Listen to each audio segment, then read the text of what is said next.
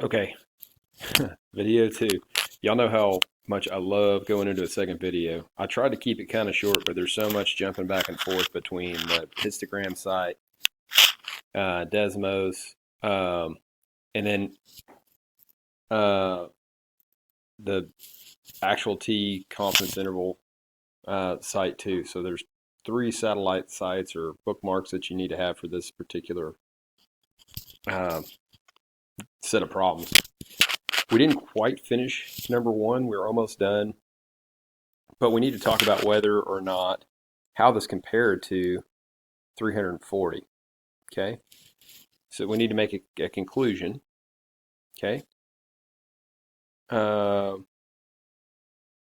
about whether or not these guys are this new batch, which is what the information we just calculated for, was better than the old batch. So we're going to say 340 is within the interval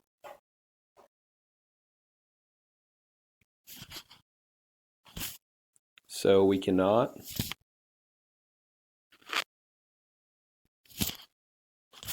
say that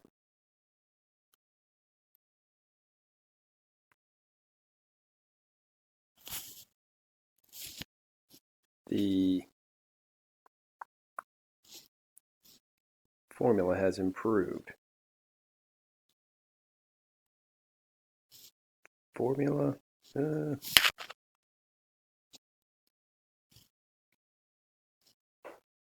That the propellant. Yeah, I don't know. You could say either one. It's a formula for the propellant has improved. We robbed a little bit of space from two, but I think we'll be okay. So that's a complete and full answer. We gave, we're 95% confident that the true distance is between that and that. Then we talked about whether 340 was in there. It's in there. So we don't have strong evidence that it's different. It could be, but we just can't say for sure without more information. Okay. Oh no. We are going to have a tight fit here. Let me see if I can move this guy. Okay. We'll make it work. Let's see. In a random sample of 50 AISD seniors, the mean SAT score was 1,000 with a standard deviation of 40 points. Calculate a 99% confidence interval that the true mean SAT score, verify that the conditions are met. So this is going to be a one sample. I'm just going to name the test because it's a good habit to get into. T interval.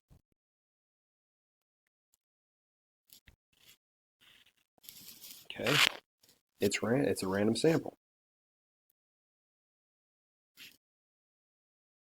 That's perfect. That's what we want.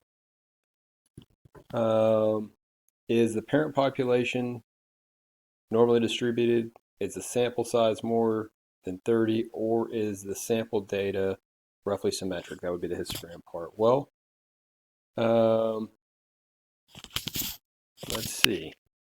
There are 50 in the sample, so 50 is more than 30.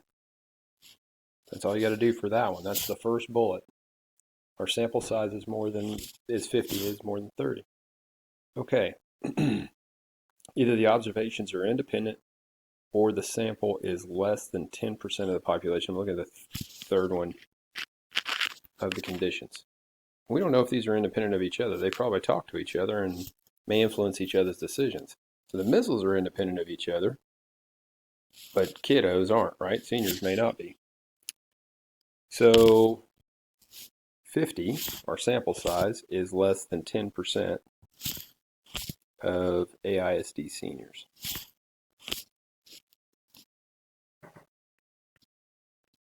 Okay, so all three conditions are met.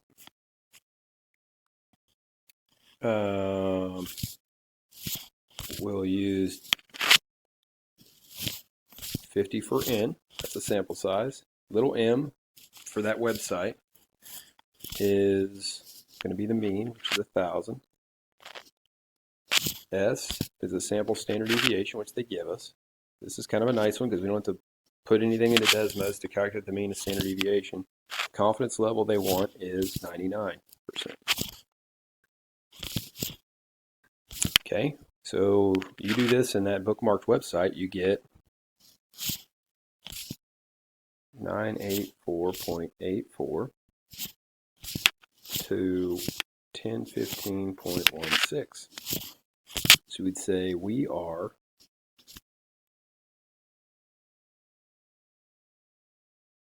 99% confident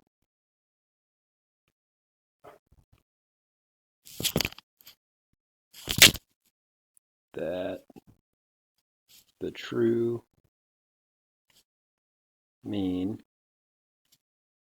SAT score is between